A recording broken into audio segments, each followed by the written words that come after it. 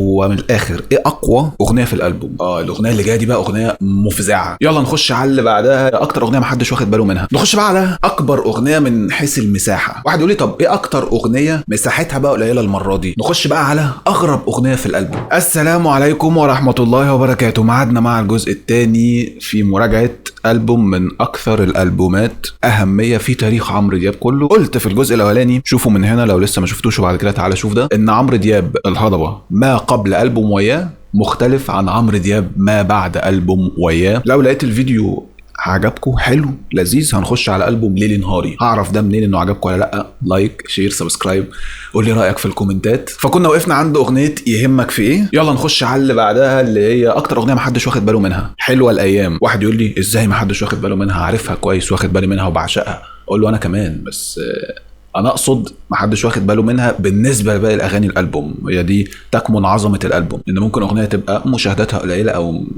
مش متصيطه قوي، ولكنها اغنيه قويه جدا، بس ده حصل لانها نازله مع البوم قوي جدا. فانا قصدي هنا الموضوع نسبي. ممكن كمان تكون مش متصيطه قوي لان لحنها قصير، معناها قصير. اوعدني هتفضل طول العمر في دنيايا، دي حياتي عايشها في جنه طول ما انت معايا، يا حلوه الايام يا حبيبي معاك ولا في الاحلام. الاغنيه خلصت كلحن وكمعنى. اكتر حاجتين بحبهم في الاغنيه دي لما بنسلم عمرو دياب منه للايقاع. بحب اول الموضوع ده وبشوفه لابد منه لما تبقى اغنيه قصيره زي ما قلنا، فلازم تعمل فيها اختلافات. فان عمرو دياب بيغني عادي، بعد كده تقوم مفضي المزيكا ومسلمه للايقاع يغني منه للايقاع، فبيبقى الموضوع ممتع.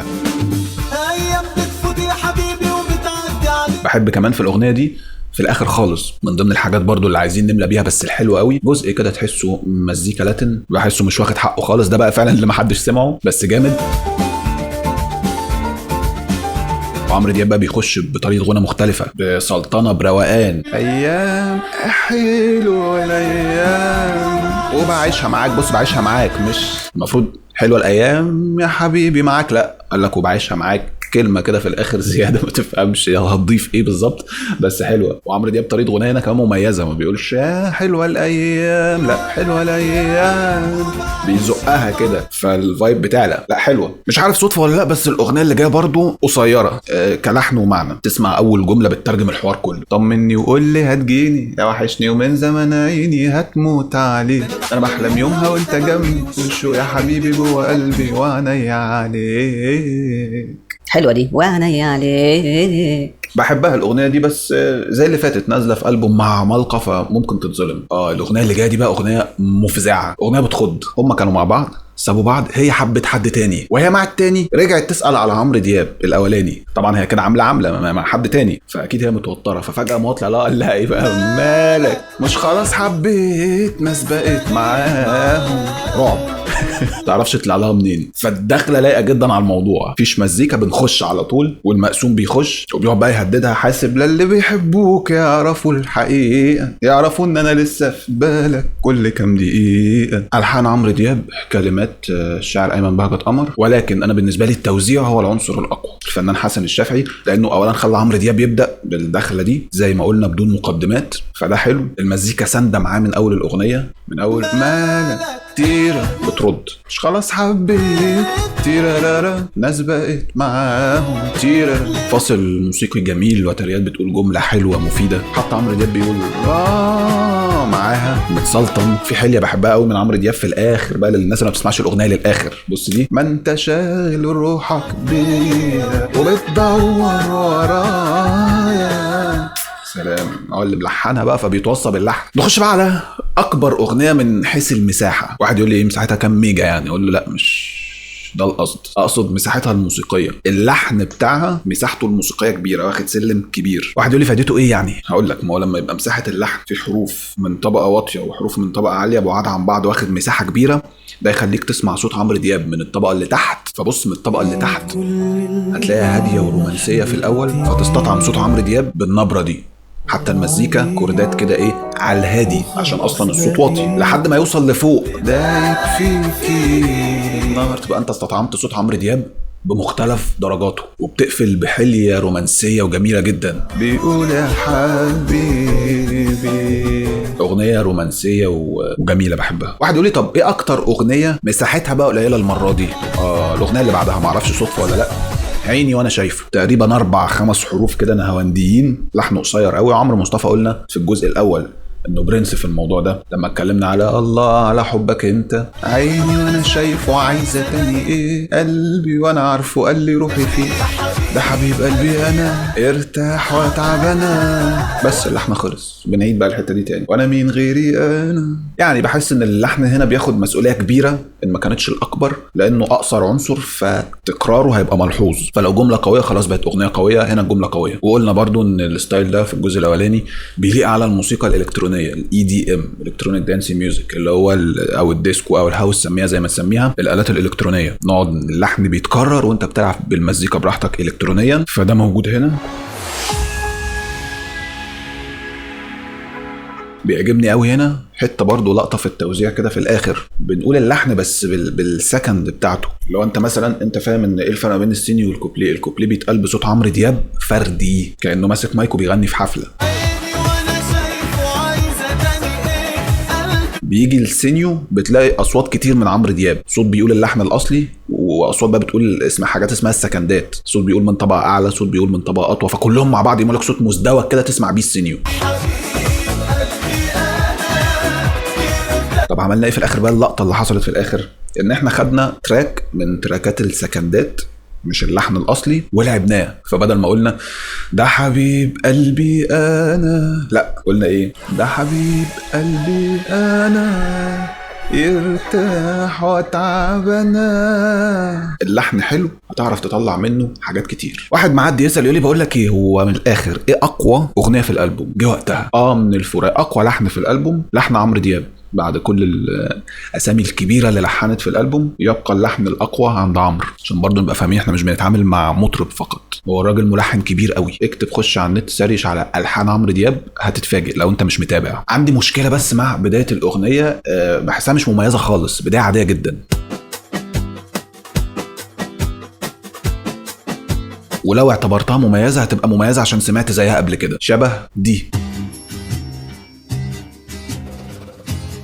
في اغنيه كلمه حلوه دليده، سمعتها قبل كده او سمعت شبهها قبل كده وهي مش قويه اصلا.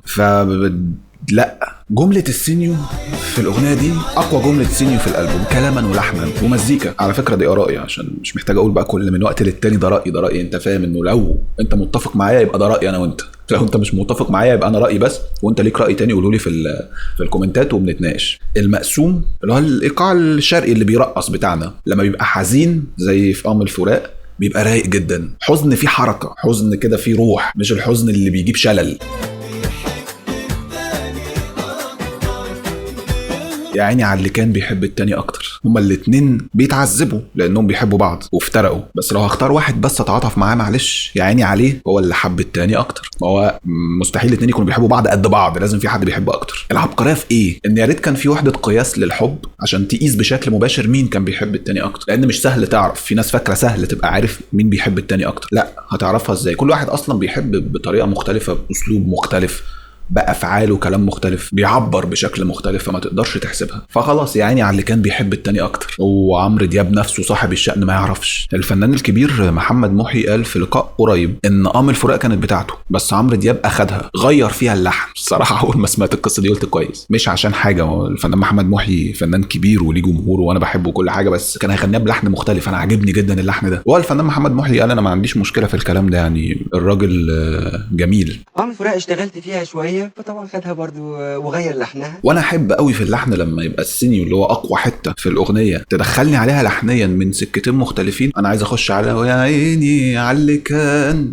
السكه الاولانيه اللي هي اصعب عذاب اصعب عذاب ويا عيني على اللي كان، تاني سكه وضعفه لما فاق ويا عيني على اللي كان. لحن شرقي غني مليان، بتحس حتى بيعبر عن اللي بيتقال. وافقت وغصب عني، تحسها الجمله اللحنيه بيحكي لك قصه. وافقني غصب عني. عارفين انا بس كان نفسي في ايه في الاغنيه دي؟ كان نفسي المزيكا تعمل حركه انا بحبها، اللي هي تسلم عمرو دياب انه يغني السينيو يعني على اللي كان بيحب التاني اكتر بالايقاع، بس تفضي مزيكا خالص ويغنيها بالطبلة تبقى راقصة اكتر كده وايه ومشخلعه، بس مش بشكل مبالغ فيه، يعني مش ناقصه كوميديا لان الكلام حزين ما ينفعش تبوظ مننا. هو ده بقى بيتعمل دلوقتي، بقت موضه زي اختياراتي مدمره حياتي بترقص على احزانك، بس هنا مش بنهرج. اغنيه رائعه، لا تقولي بقى يهمك في ايه ولا ما يهمكش ايه، بهزر، اذواق. نخش بقى على اغرب اغنيه في الالبوم. بعدت ليه؟ اغنيه مرعبه يا جدعان، غامضه جدا، بدايتها موسيقى غامضه جدا، لحنها غامض مميز جدا، مقام الحجاز ده مقام روحاني عميق. بعدت ليه تاري تاري تاري تاريرا تارارا تارا تارا حد غيرك لسه حاسس غربتي. في حته هنا بتسلطن فيها قوي من عمرو دياب، بيطول في الكلمه كده مع دخول المزيكا. ده انا راحتي بعدك في وحدتي،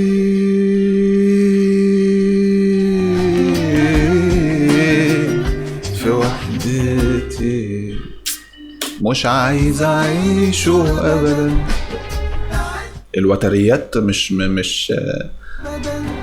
مش ده صوتها الطبيعي، معمول فيها افكتات مخليها مرعبه، فالاغنيه تحسها فيلم رعب ما تسمعهاش لوحدك بالليل. هي عن البعد، فهو بيوصف لك الرعب النفسي بتاع البعد. بحبها جدا، اغنيه مميزه مش واخده حقها خالص. كلمات الشاعر هاني عبد الكريم، الحان الفنان خالد عز. الشاعر والملحن ما لهمش اغاني تانية خالص في الالبوم ده، يمكن عشان كده حتى الاغنيه مميزه قوي عن باقي الاغاني او مختلفه. هم عملوا الاغنيه دي ومشيوا. الالبوم ده انا شايف اقوى عنصر فيه هو الالحان اللي موجوده فيه. ممكن واحد متخصص يقول لي بس خد بالك الالحان دي مفيش فيها لحن من مقام شرقي، زي نهدد ببعادك طب وانا هبعد مقام صبا، او اطمن قلبي اللي مشغول على اللي غايب مقام بياتي، وهكذا. ده كلام مظبوط، ولكن انا شايف ان الالحان متنوعه جدا كستايل وكتقسيمه جمل لحنيه وكبنى. يعني هي مش بالمقامات بس. حزن يهمك في ايه غير حزن من الفراق الانشط والشرقي اكتر، غير حزن بعدت ليه المرعب، فرحه وياه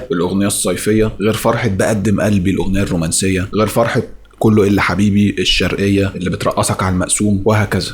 فلا، العنصر الألحان من أقوى ما يمكن. بعد كده الغنى والموسيقى مع بعض. حسن الشافعي هو اللي موزع الألبوم كله، فمنطقي تلاقي بعض التشابهات في المزيكا، في الإيقاعات، أو بعض الأغاني المتواضعة موسيقيا يمكن بالنسبة لك. بس عشان أبقى بقول كلمة حق، يعني أسهل حاجة أقولها لك إنه ليه حسن الشافعي اللي موزع كل الألبوم ما نجيب عمرو دياب يقدر يجيب موزعين كتير. بس يمكن دي مقصودة علشان يبقى مزيكة الألبوم كلها من نفس الفكر، نفس الشخص، فالألبوم كله يبقى من نفس العالم. زي الغنى، ما هو الغنى كله بصوت عمرو دياب ومتقبلين ده جدا. قصدي يعني ده مش شرط يبقى عيب، ممكن ده يكون بيغلف لك الألبوم بنفس الغلاف الموسيقي، فيحافظ على ستايل معين ليه. بعد الغنى والمزيكا تيجي الكلمات. الكلمات كده كده مش نقطة قوة في أغاني عمرو دياب قوي، ده بكلام جمهوره، لكن ده طبيعي، محدش هيديك كل حاجه. انا شايف عمرو دياب نقطه قوته الاساسيه المزيكا والالحان والتجديد فيهم. البوم عظيم مش كده؟ انا برضو شايف كده، وشايف اقوى اغنيه فيه من الفراق، بعدها وياه، بعدهم يهمك في ايه في المركز الثالث، ومعاها الا حبيبي لان زي ما قلت مش واخده حقها، وهي اغنيه قويه جدا. وشكرا.